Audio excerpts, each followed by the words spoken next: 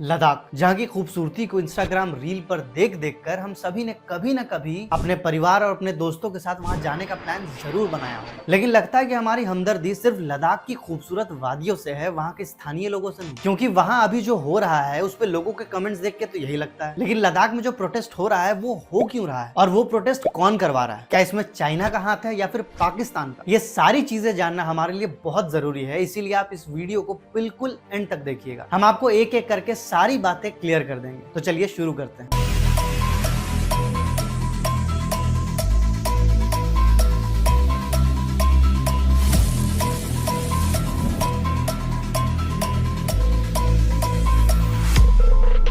नमस्ते, स्वागत है आपका थिंक भारत में और मेरा नाम है सिद्धार्थ कुमार। तो देखिए, आर्टिकल 370 के एब्रोगेशन के बाद अक्टूबर 31, 2019 में लद्दाख को जम्मू एंड कश्मीर स्टेट से अलग करके यूटी यानी कि यूनियन टेरिटरी घोषित कर दिया गया था। यूटी बनने के बाद लद्दाख को लोकसभा में सिर्फ एक सीट मिला और राज्यसभा और विधानसभा में 0। इसके वजह से स्थानीय लोगों को लगने लगा कि उनकी आवाज थोड़ी दब गई। ये सब तो हुआ ही, इसके बाद आर्टिकल 35A और लैंड राइट्स भी हटा दिए गए, जिसके बाद कोई भी आउटसाइडर लद्दाख में जमीन खरीद सकता था। यानी कि अब कोई भी बड़ा बिजनेसमैन लोगों की जमीन बिल्कुल सस्ते दाम में खरीदता और वहां पर बड़ी सी फैक्ट्री लगाकर चला जाता, जिससे आसपास की वनस्पति, मवेशी चराने वाले चारागाह, जीव जंतु सब कुछ नष्ट हो जाते। ये लद्दाख के लोगों के लिए एक बहुत बड़ी समस्या बन गई थी और इस समस्या को लेकर वो कहां जाते? सरकार के पास ही जाते ना। तो उन्होंने अपनी बात सरकार तक पहुंचाने की पहल शुरू कर दी। उनकी मांगे बिल्कुल क्लियर थी। पहला, लद्दाख को यूनियन टेरिटरी से हटा करके स्टेट बना दिया जाना चाहिए ताकि एडमिनिस्ट्रेशन लोकली हो पाए। दूसरा, लद्दाख के लोगों को 6th शेड्यूल की प्रोटेक्शन मिलनी चाहिए क्योंकि वहां लगभग 90% पॉपुलेशन ट्राइबल है और वहां केवल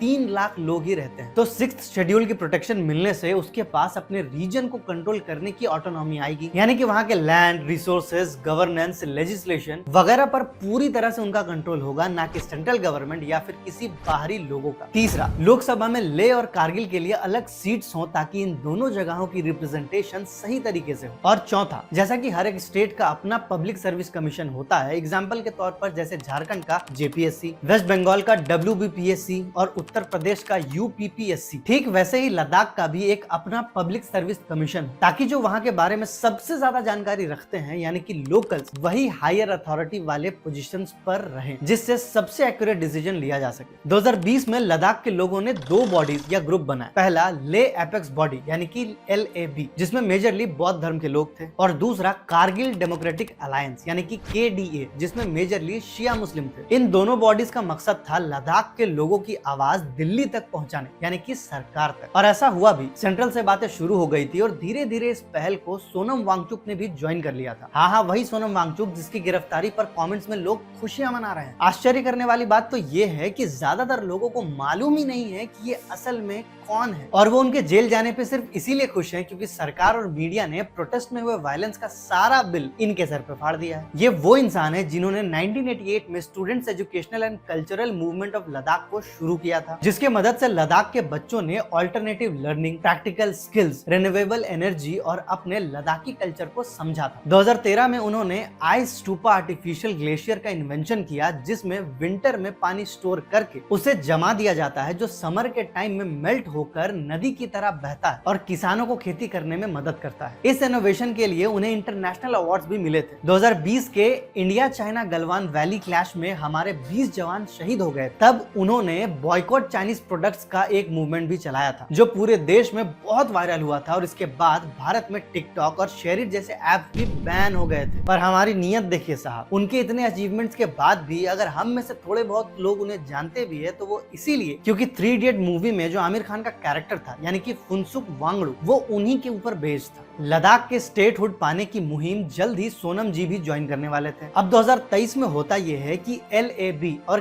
KDA एक ज्वाइंट एक्शन कमेटी बनाती है ताकि अपनी बात सरकार तक और तेजी से पहुंचा सके। फिर दिल्ली में मीटिंग के बाद सरकार उन्हें कहती है कि लद्दाख के लोगों को स्पेशल प्रोटेक्शन दिए जाएंगे, पर बार बार वही हो रहा था जो सालों से भारत में होता आया है, बातें बातें और सिर्फ बातें।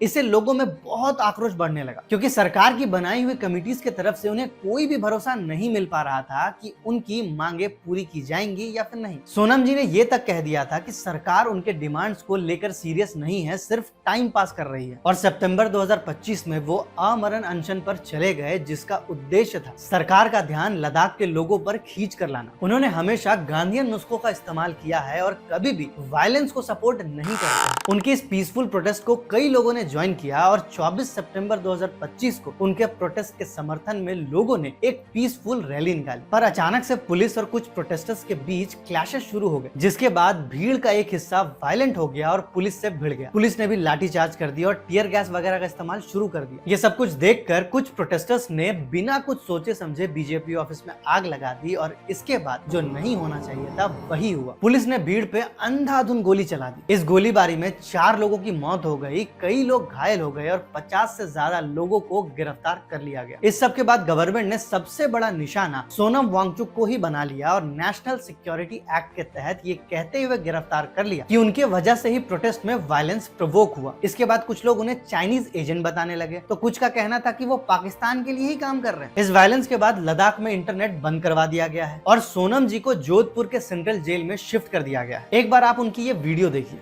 जब वो चाहें हमें गिरफ्तार कर सकता है। मैं सोचता हूं कि मेरे जेल में होना देश को ज्यादा जगाएगा मेरे बाहर होने से, क्योंकि देश नज़ारा देखेगा।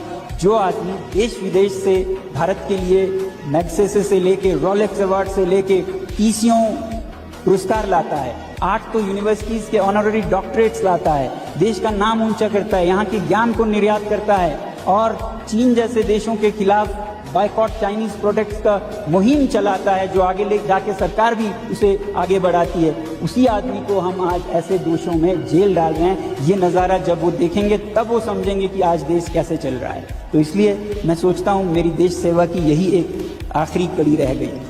अब आप ही बताइए, जिस इंसान ने लद्दाख के लिए इतना कुछ किया है, इंटरनेशनली अपने देश का नाम इतना ऊपर किया है, क्या वो चाइनीज या पाकिस्तान का एजेंट हो सकता है? इस बारे में आप अपनी राय हमें कमेंट्स में जरूर बताएं। तो आज का ये वीडियो यहीं तक था। अगर आपको ये वीडियो अच्छी लगी हो तो प्लीज इसे ज्यादा से ज्यादा शेयर करें और हमारे चैनल को सब्सक्राइब करें। Thank you.